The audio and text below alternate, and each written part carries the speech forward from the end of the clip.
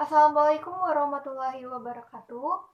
Perkenalkan, nama saya Fiona Sarswati, mahasiswi Universitas Bina Insan dari Fakultas Komputer Prodi Rekayasa Sistem Komputer dengan NIM 2002010022. Video ini saya buat untuk memenuhi UAS mata kuliah kecerdasan buatan dengan dosen pengampu Bapak Joni Karman. Saya harap video yang saya buat dapat bermanfaat untuk para penonton. Saya akhiri, wassalamualaikum warahmatullahi wabarakatuh. Pada video ini, saya akan menjelaskan mengenai pemrograman Python. Nah, perkenalkan, saya Fiona Sarswati dengan NIM 2002010022, program studi Rekayasa Sistem Komputer. Pemrograman Python sendiri dibagi menjadi 5 judul dasar.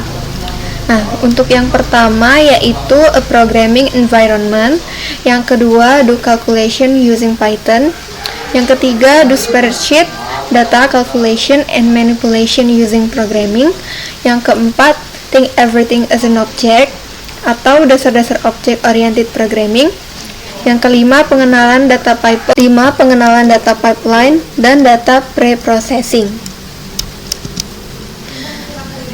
Untuk judul yang pertama yaitu a programming environment. Nah, apa itu environment dalam programming? Environment sendiri memiliki definisi yang merujuk ke suatu sistem komputer yang digunakan untuk membangun dan mengembangkan suatu perangkat lunak. Environment yang dimaksud untuk sebagian aplikasi mencakup sistem operasi, sistem basis data, compiler, dan sebagainya. Do calculation using Python. Membuat operasi matematika pada Python. Sebagai contoh, untuk menjumlahkan angka 10 dengan angka 20, maka penulisan komputasinya pada Python adalah sebagai berikut. Dapat dilihat seperti ini. Yang pertama, parenthesis pada Python atau tanda kurung. Python juga dapat melakukan operasi matematika yang memiliki lebih dari satu kelompok perhitungan dengan parenthesis. Perhitungan di atas akan menghasilkan angka 1200 karena operasi 2 plus 10 yang dilakukan dahulu sebelum dikalikan dengan 100. 2. Operasi pembagian pada Python. Setiap operasi pembagian pada Python akan selalu menghasilkan data dengan tipe floating atau desimal. Operasi akan menghasilkan nilai 10,0 karena terdapat aturan bahwa setiap operasi pembagian akan selalu menghasilkan angka bertipe desimal float. Nilai 10 pada kode di atas memiliki tipe int integer, sedangkan 10,0 memiliki tipe data float atau desimal. 2.1 Menghilangkan pembulatan di belakang koma. Untuk dapat melakukan operasi pembagian tanpa mempedulikan nilai angka di belakang koma, maka operasi yang harus digunakan adalah double backslash. Operasi di atas akan menghasilkan 3 karena operator matematika yang digunakan adalah double backslash. Apabila operator yang digunakan adalah garis miring, maka hasilnya adalah 3,33. 3. Operasi pangkat pada Python. Secara umum, pangkat dilambangkan dengan kutip. Tetapi pada Python, operator yang digunakan adalah double attracted atau bintang. Operasi pada kode di atas akan menghasilkan 8, 2 pangkat 3. 4. Menghitung sisa pada Python. Operator yang digunakan untuk menghitung sisa dari suatu pembagian pada Python adalah persen. Kode di atas akan menghasilkan nilai 1 karena 3 pangkat 3 adalah 9 sehingga sisanya adalah 1. Hasil dari 10 dikurang 9. 4.1 Perhitungan ganjil dan genap dengan Python. Contoh implementasi dari operator persen biasanya digunakan untuk mencari nilai ganjil dan genap. Untuk mencari genap, nilai operasi sisa persen haruslah 0. Contoh perhitungannya seperti di bawah ini. Sedangkan untuk mencari ganjil, maka nilai operasi sisa persen haruslah lebih dari 0. Contoh perhitungannya seperti di bawah ini, dapat dilihat di layar. Operator aritmetika. Pada aritmetika sendiri, terdapat operator penjumlahan, pengurangan, perkalian, pembagian, sisa bagi, pangkat, pembagian bulat. Dan lambang-lambangnya sendiri dapat dilihat, serta contoh dan penjelasannya.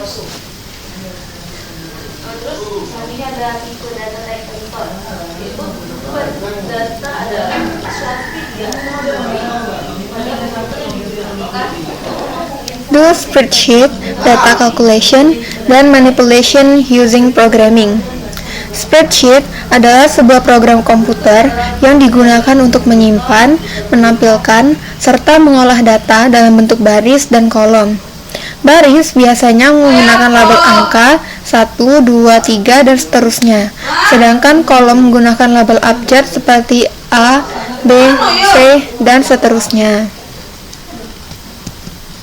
Cara menulis formula dan fungsi Google Sheet. Dalam spreadsheet, sebagian besar rumus dan fungsi dimulai dengan tanda sama dengan. Ini memberi sinyal ke aplikasi spreadsheet bahwa Anda akan memasukkan formula yang akan menghitung atau mengubah masukan dengan beberapa cara. Setelah Anda mengetik tanda sama dengan, Anda dapat mulai memasukkan formula sederhana seperti sama dengan D3 atau E plus E3 untuk menghitung sederhana pada 2 sel. Opsi lain adalah dengan menggunakan fungsi, yaitu langkah-langkah yang dapat diulang yang dibangun ke dalam aplikasi spreadsheet. Sebagai contoh, fungsi sama dengan average akan menghitung rata-rata dari semua sel. Contoh penggunaan untuk rata-rata semua nilai dalam daftar adalah sebagai berikut. Salah satu fitur spreadsheet yang menjadi favorit adalah fakta bahwa kita dapat melihat instruksi bagaimana fungsi spreadsheet saat mengetiknya, seperti pada gambar. 5 formula Google Sheet yang patut dicoba. Spreadsheet sangat kuat, tetapi Anda tidak selalu tahu bahwa Google Formula Sheet yang Anda butuhkan untuk menyelesaikan tantangan Anda. Fungsi spreadsheet Google menjalankan keseluruhan fungsionalitas. Mari kita lihat beberapa yang menjadi favorit. 1. Trims. Ketika Anda membuka data di dalam spreadsheet, tidak selalu bersih dan rapi. Mungkin ada ruang. Saat ini terjadi, fungsi trim adalah jawabannya. Ini mengotomatiskan pekerjaan membersihkan ruang-ruang utama dan trailing. Daripada mengklik di dalam setiap sel untuk melakukan pembersihan, biarkan trim mengotomatiskan itu untuk Anda. Untuk menggunakan trim, cukup ketik trims, dan kemudian arahkan ke sel yang ingin Anda rapikan. Tekan enter, dan Anda akan merapikan data dengan cepat seperti yang Anda lihat pada contoh di bawah ini. Tarik trim ke atas dengan menariknya ke bawah untuk secara otomatis membersihkan semua sel yang berdekatan. Selalu ingat fungsi Google Sheet ini setiap Anda memiliki data yang memiliki ruang-ruang yang dihapus. 2. Proper. Menjaga garis yang sama dalam merapikan data, Anda mungkin memiliki data yang keluar dari sistem dalam format yang berantakan, seperti semua format lowercase atau uppercase. Ketika itu terjadi, fungsi proper dapat menghemat jam dibanding dengan mengetik ulang data dari awal, dan itu dapat mengubah teks menjadi format jadul. Untuk menggunakan fungsi proper, cukup ketik sama dengan proper, dan kemudian arahkan ke sel dengan teks yang perlu dirapikan. Cukup tekan enter dan kapitalisasi akan disesuaikan dengan gaya yang tepat. Seperti biasa, Anda cukup menarik formula Google Sheet ke bawah untuk menerapkannya ke semua sel yang berdekatan. 3. Sama dengan Google Finance. Bagi mereka yang tertarik untuk melacak portofolio saham mereka, fungsi sama dengan Google Finance adalah jawabannya. Merupakan fungsi yang langsung masuk ke penyimpanan data keuangan Google untuk memungkinkan Anda menarik informasi tentang saham, ETF, reksadana, dan banyak lagi. Fungsi Google Finance dapat menarik banyak titik data yang berbeda tentang keamanan, tetapi merupakan penggunaan dasar untuk menarik harga terbaru saham Apple. Ini akan menarik dan memperbarui harga saham Apple tepat di dalam spreadsheet. Anda dapat menggunakan ini untuk melacak nilai portofolio Anda. 4. Sama dengan Google Translate. Layanan Google Translate sangat berguna untuk menggunakan terjemahan data cepat, tetapi akan lebih baik jika Anda dapat menggunakan langsung di dalam spreadsheet berkat fungsi sama dengan Google Translate. Katakanlah Anda sering mengunduh data dari sistem yang teksnya dalam bahasa asing. Anda perlu menerjemahkannya berulang kali setiap kali Anda mengambil data baru dan memasukkannya ke dalam spreadsheet Anda. Daripada bolak-balik ke situs web Google Translate dan terus-menerus menyalin dan menempelkannya data di antara keduanya, cukup gunakan fungsi Google Translate di dalam spreadsheet Anda. Cara menggunakan fungsi ini adalah dengan mengetik sama dengan Google Translate A2, misalnya untuk mengarahkannya ke sel A2, seperti pada contoh.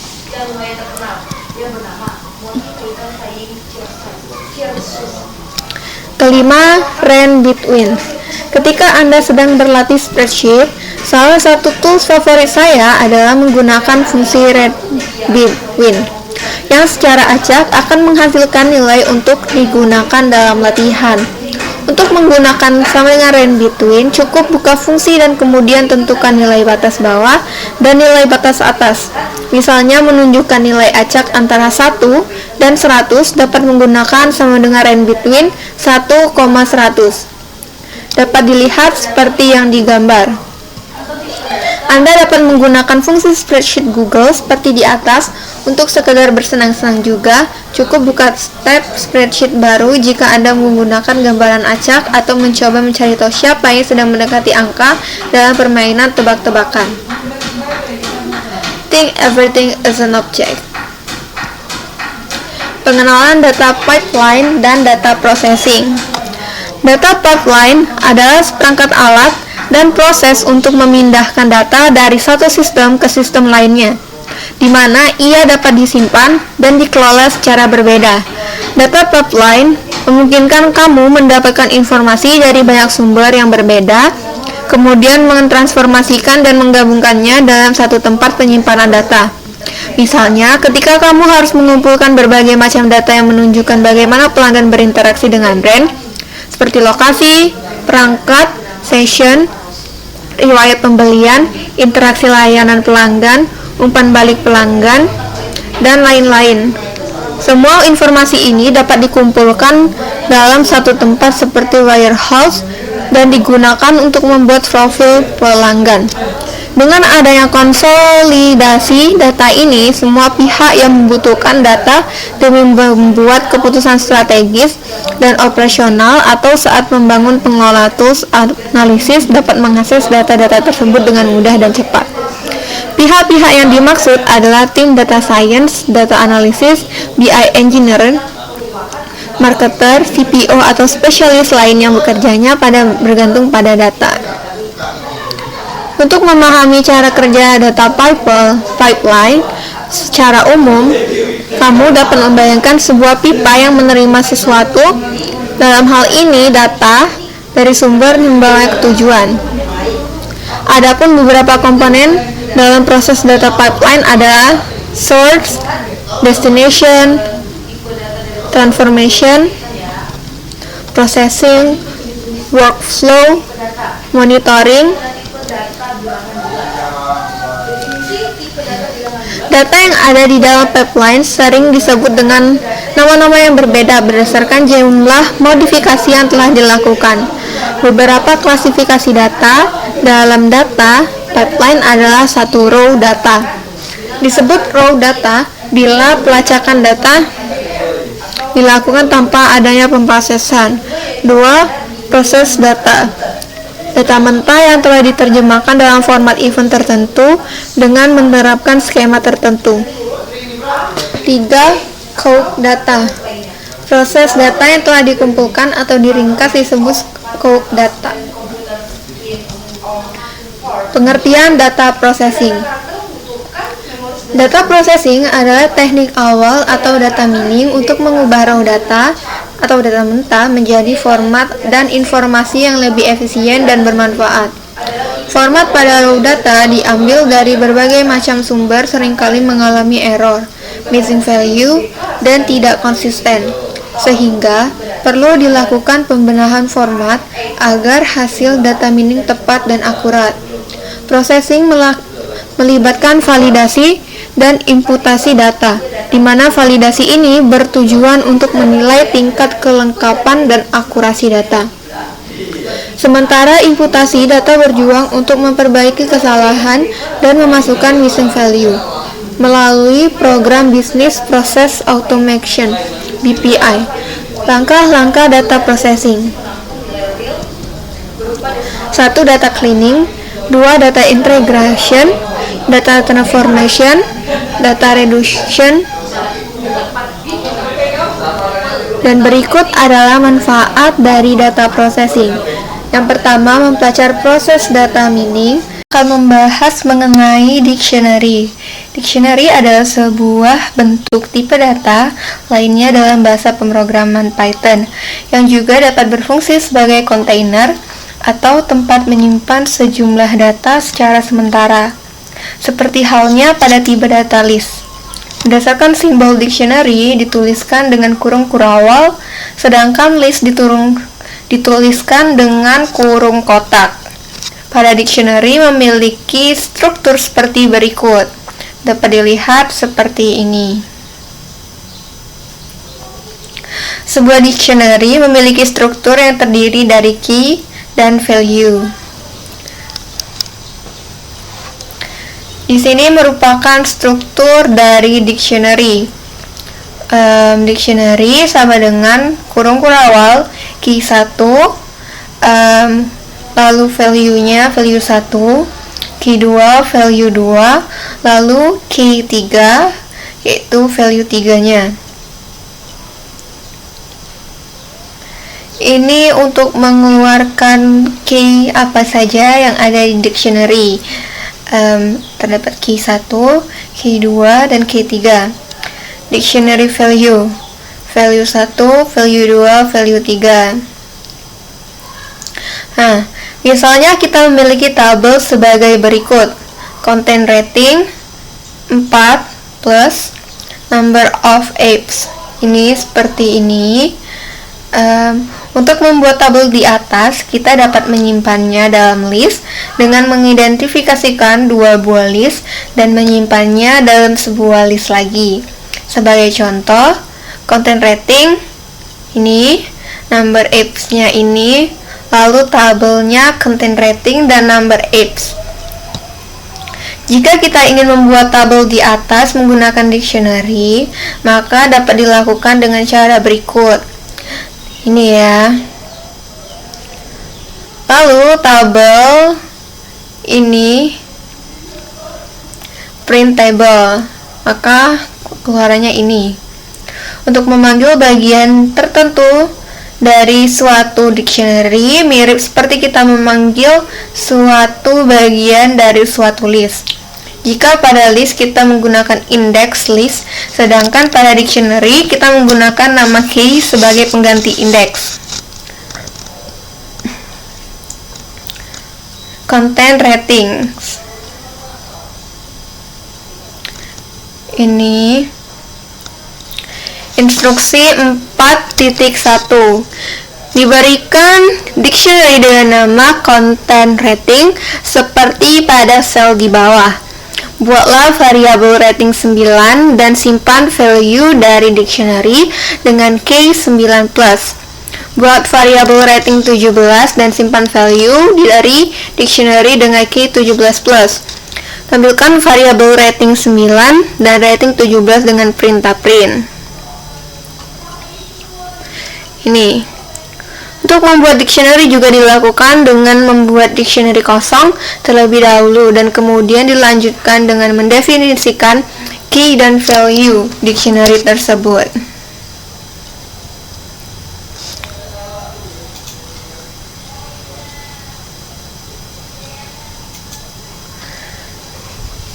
Dictionary dapat dilihat seperti ini untuk membuat dari perintah di atas.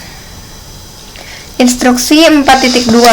Buatlah dictionary kosong dengan nama content ratings, tambahkan key dan value pada content ratings sehingga diperoleh dictionary dengan isi seperti ini. Buatlah table dengan nama over 12 dan isi dengan value dari dictionary pada key 12+. Pada dictionary bagian value dapat dipakai untuk menyimpan semua tipe data yang ada pada Python, dan key juga dapat menyimpan sebuah tipe data kecuali bentuk list dan dictionary seperti contoh berikut. Dapat dilihat seperti ini. Lalu ini juga. Dalam membuat nama key pada dictionary, tidak boleh ada nama yang memiliki sama. Jika nama key yang didefinisikan sama, maka hanya akan diambil nama key yang paling terakhir saja. Dari code di atas, key 1 hanya muncul satu kali dengan value berisi 5. Instruksi 4.3. Diberikan sebuah dictionary seperti pada code di bawah. Carilah penyebab kesalahan pada code di bawah. Jawablah dengan memberikan komentar pagar pada baris yang salah serta alasannya. Nah, setelah kita telah membuat dictionary, kadang kita ingin mengecek apakah suatu nilai telah digunakan sebagai key dalam suatu dictionary. Untuk mengeceknya, kita menggunakan dengan operator in. Seperti ini. Pengecekan seperti di atas dengan operator in hanya bekerja untuk mengecek bagian key saja. Sehingga jika kita memasukkan suatu nilai untuk mencari value dari dictionary, maka akan diperoleh hasil false. Seperti ini. Instruksi 4.4. Gunakan operator in untuk mengecek apakah suatu nilai ada dalam dictionary sebagai key atau tidak. Cek string 9+ dan hasilnya dalam variabel is in 1. Cek integer 987 dan simpan hasilnya dalam variabel is in 2. Gunakan perintah if dan letakkan conditional apakah 17+ ada dalam dictionary content rating. Jika ada, maka jalankan perintah simpang string it exists dalam variabel result. Print result. Suatu nilai dalam dictionary dapat kita upgrade dengan cara seperti yang telah kita lakukan pada bagian sebelumnya. Berikut adalah contoh untuk mengupdate nilai dari suatu dictionary. Seperti ini. Instruksi 4.5. Diberikan code seperti di bawah untuk membuka apps Apple Store, CFC,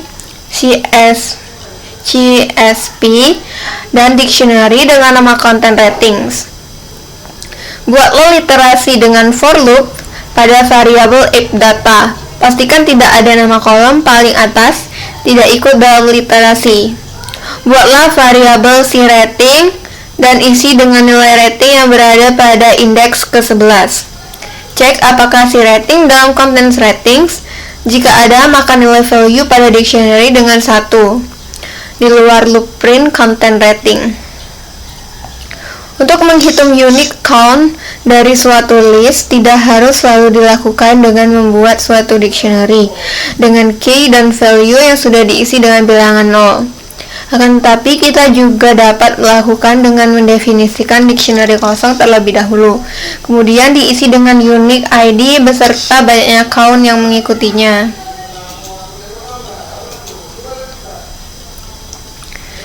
Instruksi 4.6. Bukalah data Apple Store CFC dan simpan dengan nama apps data dengan tipe list. Hitunglah jumlah masing-masing unique rating yang terdapat dalam app data. Buat dictionary kosong dengan nama content rating. Buat loop pada apps data. Untuk setiap literasi, mari nilai rating yang berada pada indeks ke-11 dan simpan dalam variabel JML rating. Cek apakah JML rating sudah ada sebagai key di dalam dictionary content rating. Jika ada, kemudian value dari dictionary content rating yang memiliki key JML rating ditambahkan dengan 1. Jika ada, buatlah nama key yang baru pada dictionary dengan nama JML rating dan berikan nilai 1. Di luar loop, print content rating. Selanjutnya, instruksi 4.7. Buka data Apple Store .csv dan simpan dengan nama app data dengan tipe list. 2. Hitunglah jumlah masing-masing unique genre yang terdapat dalam app data. A. Buatlah dictionary kosong dengan nama JML genre. B. Buat loop pada app data. Buatlah variabel dengan nama genre dan simpan jenis genre yang berada pada indeks ke-12. Cek apakah genre sudah dalam JML genre. 4.8. Diberikan dictionary dari variabel seperti pada sel di bawah. Update value dari content rating agar dinyatakan dalam presentasi. Buat lalu pada content rating. Di dalam loop, bagian value dictionary dengan total number of app. Di dalam loop, bagian value dictionary dengan total number of app. Diubahlah dictionary yang sudah diupdate menjadi bentuk presentasi dengan mengalihkannya dengan 100. Di luar loop, print content rating.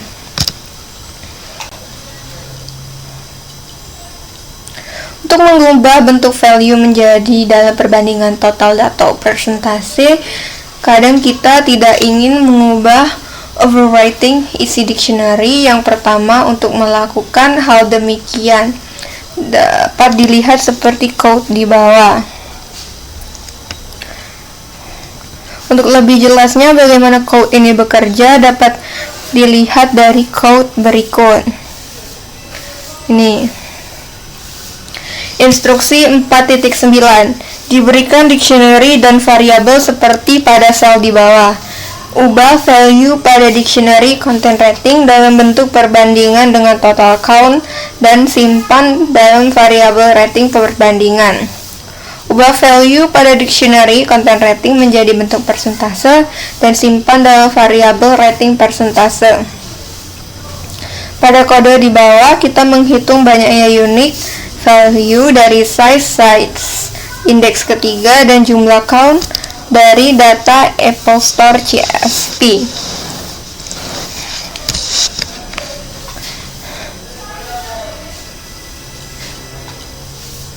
Dari sel di atas terlihat dictionary size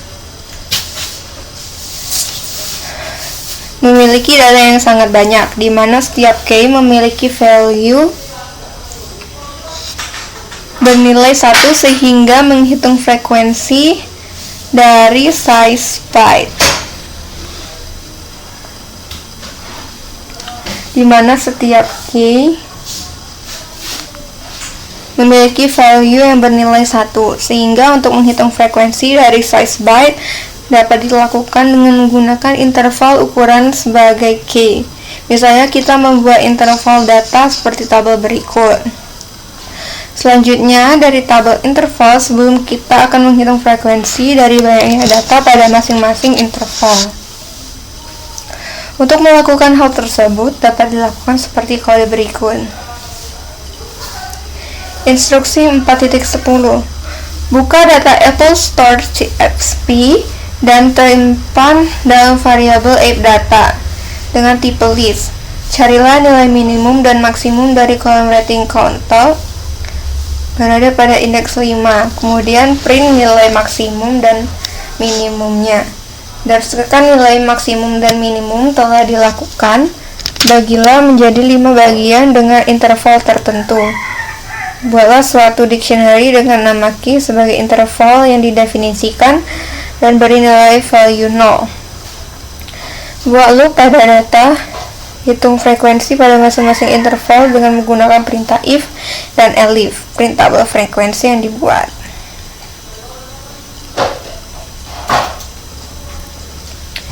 Ini contoh dari membuat tabular data. Dapat dilihat di sini programnya.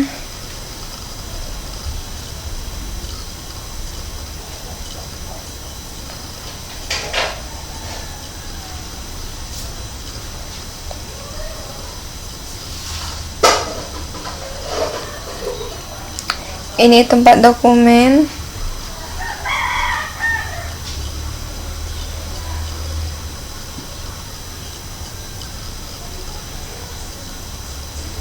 Ini contoh membuat data frame dari pandas data frame.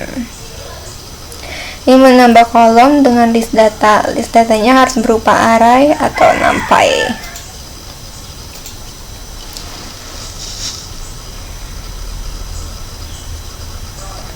Menambah kolom dari operasi kolom lainnya. Cara mengecek tipe data dalam data frame.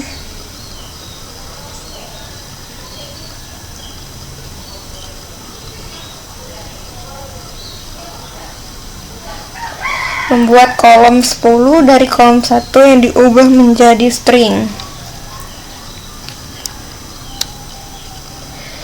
Mengubah tipe data kolom 1 menjadi integer seperti ini.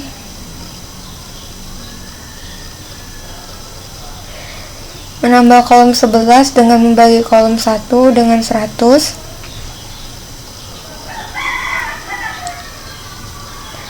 Menampilkan 5 baris terbawah data frame berlaku untuk das atau pandas. Mengambil data dari suatu kolom dan memasukkannya ke dalam list. Cara mengecek daftar kolom pada data frame.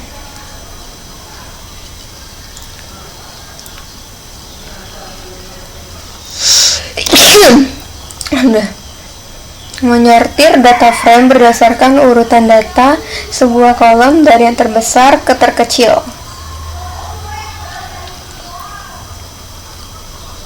Nilai maksimum yang ada pada sebuah kolom.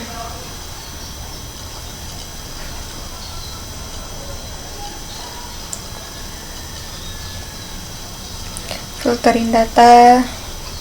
Mengambil baris data dengan nilai dari data kolom 1 lebih dari 7. Untuk catatan gerbang logika, and then equal sama dengan or.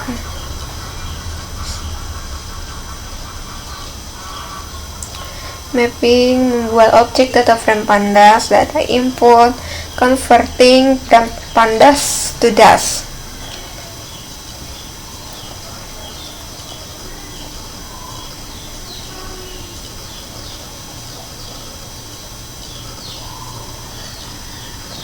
Menggabungkan dua data frame seperti ini.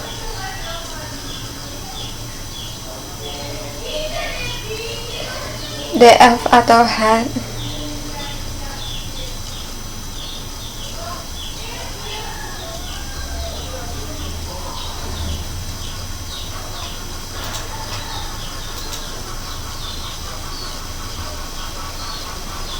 Mengubah tipe data di dalam data frame.